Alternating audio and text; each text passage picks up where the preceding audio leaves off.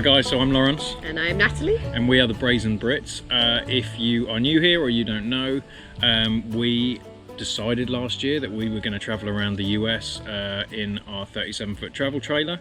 One of the concerns that we had with that was how we're going to do that with the dogs. And we're on a lot of social media platforms and I see this question a lot.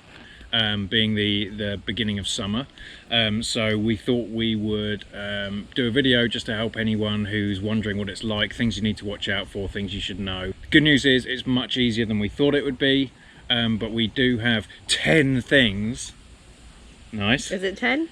Okay. Yeah. Natalie originally did the list at about 101 things, including every single toy, but we narrowed it down to 10 things that you probably need to know about if you're RVing with dogs over the summer. So as you can tell right now, due to COVID, we did have to come back home, but we were on the road for 6 months, so we have a little bit of experience. We're not the most experienced RVers, but we've, 6 months of living in an RV with our dogs and traveling around the US, moving week to week has taught us a thing or two.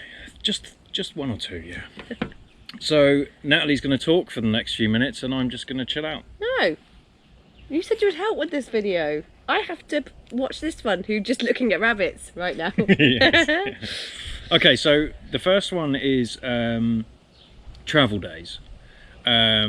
So we kind of got into a routine of what we'd do on travel days, and the main thing that we did was we always walked these two. He says we. I always walked them whilst Lawrence was packing up.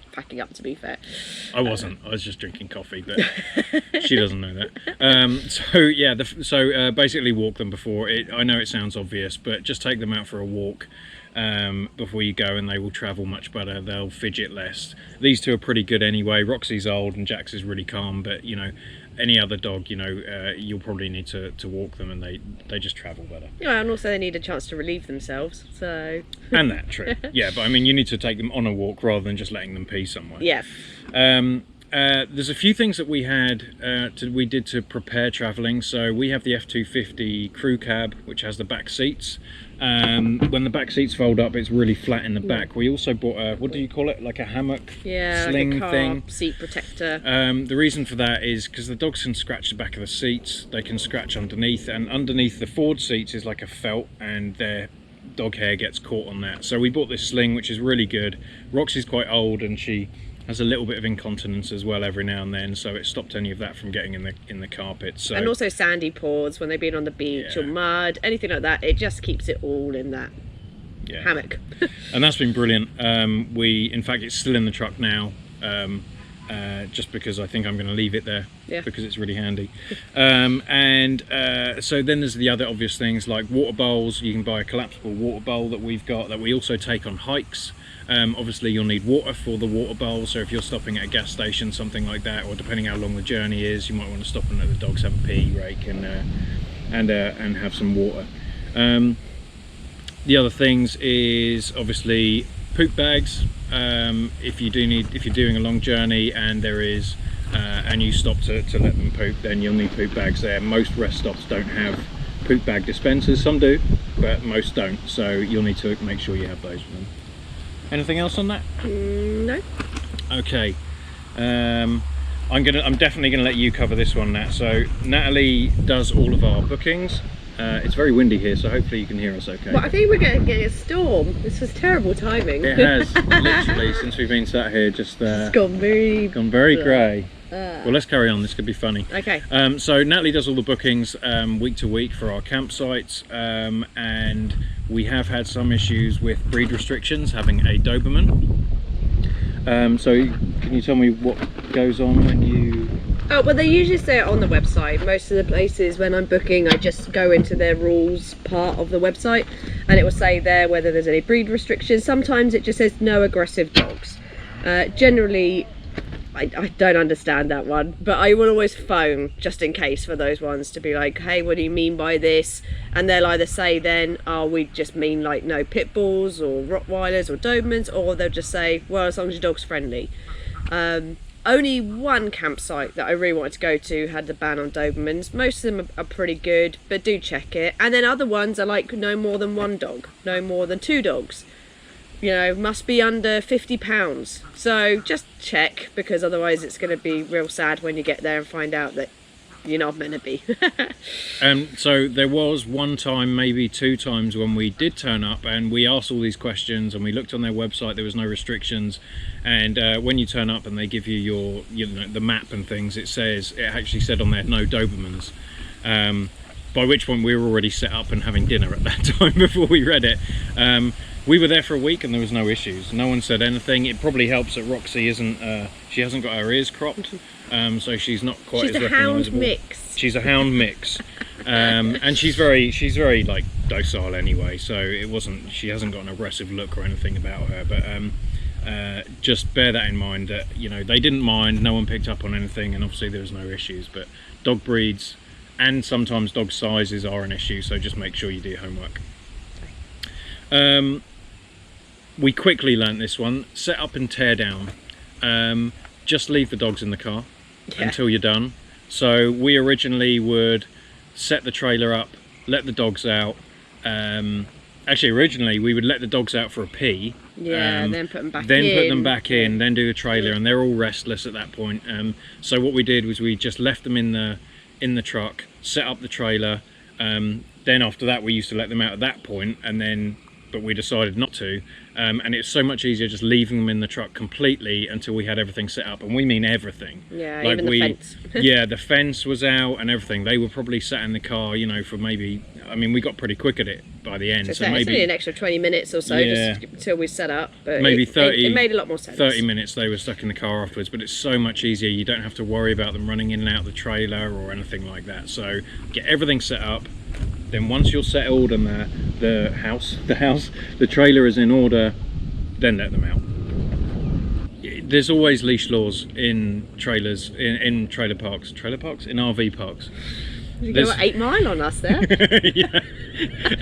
There's always, you'll always have to have your dog on leash. I don't think we ever went anywhere where that wasn't a rule. I'm guessing that's probably for insurance and things, but yeah, just be Keep your dog on leash around the campsites. We have come across a few people who have their dog on leash. Oh, they're good, they're under voice control.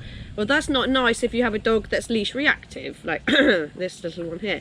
You know, that's not fair on us. You know, we didn't ask for your dog to come running over. It might be very friendly, but it's not fair on a dog that's terrified of dogs running towards them. Yeah, it's just being courteous to people. And the other thing that we've seen, I saw it twice when we were there, is that people will sit outside and they'll tie their dog to their chair, and then another dog will be off leash and kind of run over wanting to play, and that dog either wants to go and play as well, or it's aggressive, and the poor lady would just ended up flat on her face because her dog just pulled the whole chair out. Yeah.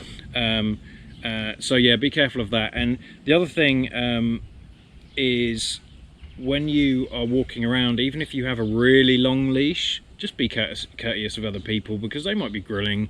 Don't let your dogs walk onto other people's sites. It's very rude. And definitely don't let them pee and poop on other people's sites. Some people might not have dogs, so they don't want to walk out and see a nice big dog poo on their you know. But even if space. You know, I mean, that's something you can't fully control. But when you're walking down the road in the middle of the trailers, just try and keep them on a short leash rather than using the whole long leash to do that. But there's designated places that your dogs can go, so just head straight for those. Most RV parks, well, everywhere we've been has somewhere that the dogs could run around. Maybe not off leash, but there's definitely areas where you can, you know, give them a bit of space. So number 5 is toys. You might not think, being in a small place, that the dogs are going to need entertainment of any kind. Well, they definitely do. For 2 reasons. One, on rainy days. When we were in Texas and Florida, it rained for a long time and the dogs were just bored, and sometimes a walk just isn't enough. So we always have a little box full of like different toys, because, you know, dogs, they get interested in one for about 10 minutes and then they move on to the next thing. So we have a selection of toys, just stuff for them to mess with. Yeah, just keeps them busy, especially on rainy days, things like that, or even in the evenings. Sometimes they got restless, so. And Jax always picks the squeakiest toy in the evenings. Yeah, yeah, it's always right when we're trying to watch TV or something. So leaving the dogs, this is this is something we were very nervous about as well, because we hadn't, well, we'd been away for 2 days in our trailer before we actually went full time for 6 months, and during those 2 days we never left them in the trailer alone. So when we went away, we were a little bit worried about that, because we wanted to go out and do things that, you know, dogs weren't allowed to go to. So so there's a few things that we did there. The best one is the Kongs. So Natalie bought them some Kongs, and we put some dog treats in there. And I'll overlay this with some video that we'll put together afterwards. But we put some dog treats in there, and then fill it with peanut butter. And then the secret is to freeze them. Yeah, I'm still here. You're talking about Kongs. Oh, right. Oh, I'm talking about the Kongs, so she knows. Yeah, freeze them, because it takes them a lot longer to work through that, and it gives them a little bit of mental stimulation. Mental stimulation. Yeah, good word. So the one thing that we don't ever do is we don't leave them with bones or rawhide. Rawhide's like the hard white stuff that kind of softens up when their saliva gets into it. It's kind of like a bone. Dogs choke on that. So we do allow it when we're around, but we definitely wouldn't leave them alone. So when we're about to leave, we'll give them their Kong, and then we'll go. So yeah, I wouldn't suggest the rawhides or any other smaller bones that they could choke on, because we've seen it happen. And I got loads of ideas for fillings that we'll link in the link below. Cool. The other thing that we realised, and this is a personal thing to your dog, is when we first left them, we closed our blinds, and Jax was very uncomfortable with that, and we thought he destroyed the blind when we got back, but he had managed to flip the blind out, because it's in the runners on the side. He managed to flip the blind out and then get his head underneath, and he loved looking out the window. So from that moment forward, we left the blinds open. So general stuff, Natalie. General stuff. General stuff. Ooh, let me see, where are we up to? Yeah. Oh, like poop bags, old towels. Don't forget towels. That was something that we did forget on our first one. It was really stupid, because I used hundreds of them for muddy paws, just rainy days, mopping sandy sites. Mopping up the water off the floor that they drink and then drop halfway across the camper.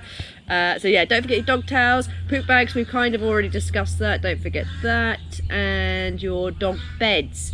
Have a little think about what your dogs sleep on. Roxy loves the big bolster Kirkland beds, but in this case they were impossible to wash when we got to campsites. So we ended up switching to crepe mats, which are essentially just flat beds, and I bought like 2 or 3 for her so that she was still raised up and still comfortable, and a little one obviously for Jax that he had in his crate anyway. And they are so much easier to wash, so just bear that in mind when you're traveling. Don't bring a big bulky dog bed. And the best thing about the thin ones that Natalie's talking about is when our fridge freezer broke and we had to buy a freezer for our food, it was really easy to move, because I could put it on the stock bed and just slide it across the floor. So bonus. Yeah, but those are, yeah, they're really easy to wash, and they're really easy to manage and everything. So they were a cool buy. Have we got links to this down below as well? Yeah. Okay, so we got links and stuff, and it's on our website. So if you need links to any of this stuff, then feel free to go there.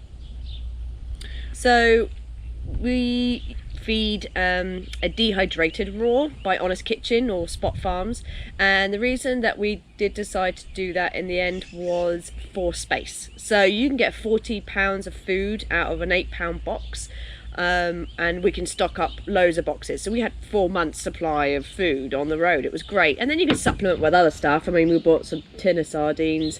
I won't ever let Lawrence tell that story. You know, we buy tins of sardines, we buy some bits of kibble every now and again, some fresh chicken to throw in there. So you can supplement to it, and you can buy a Dehydrated raw, just a base mix that has nothing in it, so you can add stuff to it. But it was so much better than lugging around a 40 bag, you know, bag.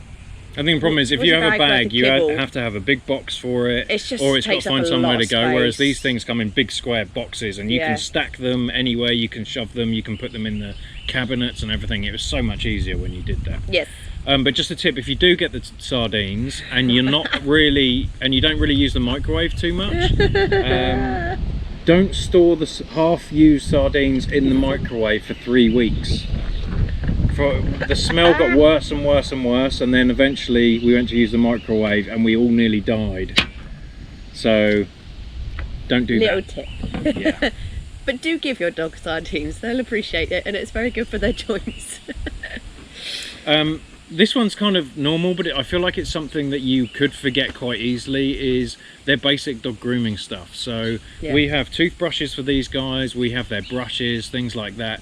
I know you can buy them anywhere, but I can imagine a lot of people would forget those on a trip. So and this is for whether you're going full-time RVing or if you're just going away for a weekend. Take that stuff, because if your dog runs around and splits its nail, you're going to want your dog nail clippers with you. If they get stuff stuck in their fur, you're going to be like, oh, I wish we brought the dog brush. So this is for anyone that's doing a short or a long trip. Even if you go to a beach or something and there's sand all in them and you need to wash them down and use the brush afterwards, we use the brushes like almost every day. So there's that, but there's also other things like tick removers. Depending on where you're going, you might need tick removers, so buy those. They're dead cheap. We use the Tom hooks. Again, we'll link to those because they are by far the best device that we've invested in. I say invested, they're like $3. Get them, they're amazing for people and dogs. Do you have a link for the dog food as well? Yeah. That's in there as well. Okay, cool. So you can order that online as well. I thought you were going to say no.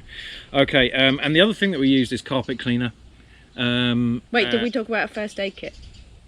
No, we didn't. Oh, sorry. Yeah, so just to go back a little bit with all the other stuff, don't forget your dog first aid kit. One of the first things that happened when we got somewhere was Roxy nipped her elbow on something, and I didn't have any vet wrap. So, you know, your gauze, vet wrap, creams, all What's of that the powder stuff. you put in to stop it from bleeding? The quick stop, which we use for, they're cutting their nails anyway, but that's super handy for nail cuts and tail cuts and things like that, things where they're moving constantly. So take all of that. We even went as far as to take a head comb, you know, the Elizabethan collars, which ended up, when Roxy bloated in episode 22 or whatever it was, came in super handy, saved us $25. So take everything. And yeah, carpet cleaner was in there as well. So carpet cleaner, Roxy's a little bit incontinent. So that's really why we brought it, but actually we used it for a lot of stuff. So yeah, especially wet dogs. Wet dog smells just there, it's the worst. And the Oxy Fresh carpet powder is just super easy to sprinkle on and then vacuum up, and it smells lovely. Yeah, and we only have two small areas of carpet in the trailer, which are in both slides. So we put it on the dog beds as well. Oh yeah, that's true. Yeah, it is good for the dog beds. Yeah. It is. All right, and the last one, number 10, is don't forget that mind games are as effective for dogs as going for a walk. So if it is a rainy day or something, you don't have to Puzzles, treat balls. we have all the things like that, and the Kongs as well. That's why we give them the Kongs before we leave, because they have to really work at it, and especially when they're frozen, they need to get rid of the peanut butter, and then they get the treats. But thanks, Roxy. I mentioned Kongs again. She's just drooling on you. So yeah, that's really good for them, and you'll find that like mental games for them will really tire them out just as much as going for a walk. Obviously not every day, but you know. We like playing hide and seek with treats. Can't do it with people because it's a really rubbish game otherwise. There's only 2 rooms, but we hide treats around in the different rooms and tell them to go find it, and that tires them out as well. So yeah, but they get really good at it, so you have to get good at hiding the treats, because they know exactly where you're going to put them. Okay, and then we have one bonus, which is if you are going out for the day and you can't take your dogs, then there is a service called Rover. Actually, Natalie used to work for Rover, not for them, but as a dog walker or pet sitter, and they will come in, if you go out, they will come in and walk your dog for you. So we also have a link to the RV lock that we love and we use, and we have it on all of our hatches. You can put a code in, you can open the door with a code, so you tell the Rover person, give them a code, they'll pop in at whatever time you want and walk your dog, or you know, whatever you want them to do, and then put them back, so you can go out for a full day. And Rover are pretty much nationwide, I think. Yes. Yeah. So and a lot safer than some of these other sites. Yeah, we haven't actually needed to use them. I don't think there was anything that we did for a full day that we didn't need to use them, but it is there if we needed to, and it's a really great service. Cool. That's it. Anything else? No, I think that was about 30 minutes though, so good luck editing that. Yeah, sorry, that was a bit longer than we thought, but it's all excellent information. Is there any questions? Yes, drop them in the comments below and we'll answer them. This isn't live. Any questions in the comments below, we'll try and answer them. All right.